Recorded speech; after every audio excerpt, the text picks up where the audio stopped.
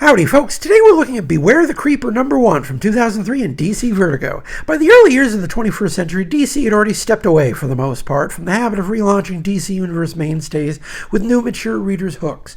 The imprint was by this time well into its second wind, with the success of new series such as Y the Last Man and Fables, both then in their first years of publication. But the occasional DCU reimagining still snuck its way across the transom, and who better to uphold the tradition in these lean years than the Creeper, always one to show up when he's least expected, and no less here. Beware the Creepers and Elseworlds in all but name, giving us a vision of Steve Ditko's deathless avatar of insanity as a product of 1920s Paris, an era defined by both its post-war profligacy and artistic fecundity. Sure enough, our Creeper's a product of the Surrealist movement, rubbing elbows with Man Ray and Andre Breton, and of course Hemingway shows up as well, eternally insecure hanger-on as he was in this period. The real appeal here is the formative work by Mr. Cliff Chiang, in 2023 one of the most well-regarded auteurs in the industry, but 20 years ago merely another kid fresh off a year drawing detective comics for Judd Winnick, as well as the fond-to-see Batman Elseworlds The Golden Streets of Gotham with Jen Van Meter. Here Chiang is paired with Jason Hall, then most famous for his collaboration with fellow up-and-comer Matt Kindt on the Pistol Whip graphic novels. What's remarkable in hindsight is just how good Chiang already was at this early date, still 20 years out from the epical Lonely City. Howdy folks, today we're looking at Beware the Creeper #2 from 2003 in DC Vertigo. Our tour of 1920s Paris continues as the aftermath of last issue's calamitous assault slowly unfolds. The Creeper here is portrayed as a kind of hallucination of the collective unconscious, a reaction to the slow suffocation of Paris society under the blanket of nationalist conformity that saw the Surrealists and all their kith as social parasites to be targeted and harassed. So, we're given brief introductions to topics such as automatic writing and the collective unconscious, perhaps the means by which the Creeper manifests in our world, or perhaps the Creeper is merely a woman in a leather leotard set out on vengeance for her sister's assault at the hands of a local grandee. As different as this iteration of the character is from our familiar Jack Ryder, the core of the creature remains intact. The Creeper is a mystery whose dual identity seems almost a form of possession. The focus of the Creeper's crusade is the Arbogast family, among the richest in the city and personally dedicated to stamping out the city's artists, seen by the idle rich as an advantageous infestation, a living symbol of the wrong types of people having developed unconscionable latitude since the end of the war. That's the shape of the story here, the post-war bourgeoisie embracing proto-fascist ideology as a guard against the social mobility unleashed by the Great War. The Arbogast family uses their fortune as a cudgel, mobilizing the gendarme against the artist whose work, however couched in the language of mysticism and obscurantism, is nevertheless preoccupied with social discontent in the midst of grossly uneven recovery. There's a mystery afoot between the story's main characters, twins Judith and Madeline, not seen together since the first issue's climax. Who actually is the mysterious Creeper? Did Judith even survive her assault at the hands of the Arbogast scion?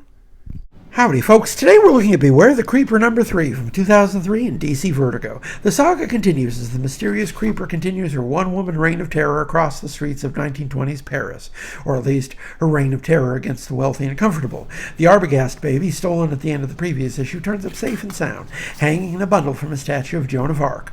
The Creeper's celebrity only grows as she's embraced by the hoi polloi. Everyone who isn't rich and comfortable enjoys seeing the wealthy humiliated, while the wealthy apply increasing pressure to the Parisian police to find the woman responsible for their repeated embarrassment. The crucial element here is Cliff Chiang's eye for architecture and scenery. The story works as well as it does because Chiang puts in the work to make sure the Paris on the page actually resembles the Paris intimately familiar from decades of media. It's not merely putting the Eiffel Tower in the background, although that august landmark is featured prominently here. It's the ancient churches and 18th century apartment blocks, wide boulevards and narrow alleys. It's beyond cliche to say that a setting becomes a character, but this story is inextricably about Paris. This was an era of often violent social change, symbolized for our characters by the sudden congestion of automobiles and advertising. The entire city becomes fixated on the Creeper because, as we see, the entire city is primed for mass media spectacle. She interrupts the performance of a stage magician, one Luigi Zitara, attended by real-life Magus Aleister Crowley, in the company of the Shade, a slightly less real Magus. This cameo serves as a small but integral connection to James Robinson's larger continuity project. With this attention to architectural detail, careful situation within an art historical context, and sly nods to more familiar comic book characters, we see Beware the Creeper in its fullness as a direct offspring of Robinson's Starman. Never actually a Vertigo book, owing to its deep ties to the larger DC universe, but nevertheless smarter than almost anything else produced by the main line in those years. Howdy folks, today we're looking at Beware the Creeper #4 from DC Vertigo in 2003. After 3 issues of building pressure, the streets of Paris finally hit full boil. The Creeper reaches her zenith at the precise moment the police put serious muscle into the crackdown.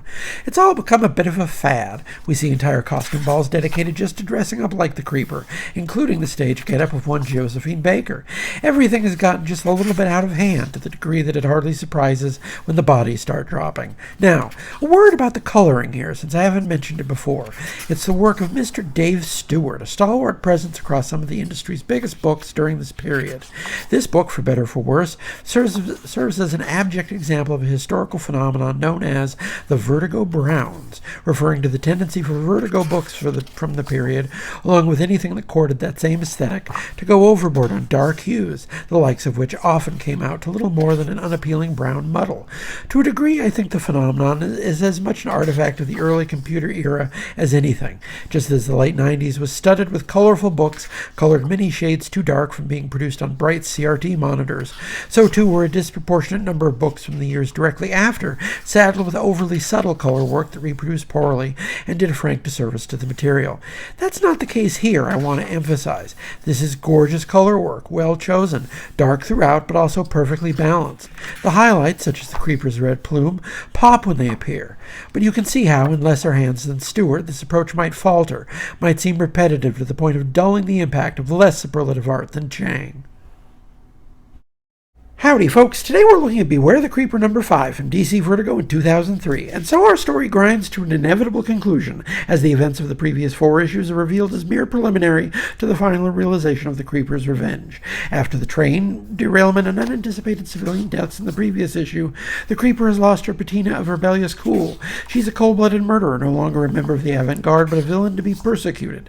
This is ultimately a tragedy. The Creeper here exists not to twist the nose of the aristocracy, but to enact the revenge of Madeleine Benoit for the death of her sister at the hands of the scion of the Arbogast fortune. The Creeper's a strange figure in the history of DC. Despite the character's pedigree as a creation of Steve Ditko, they lack a truly defining run.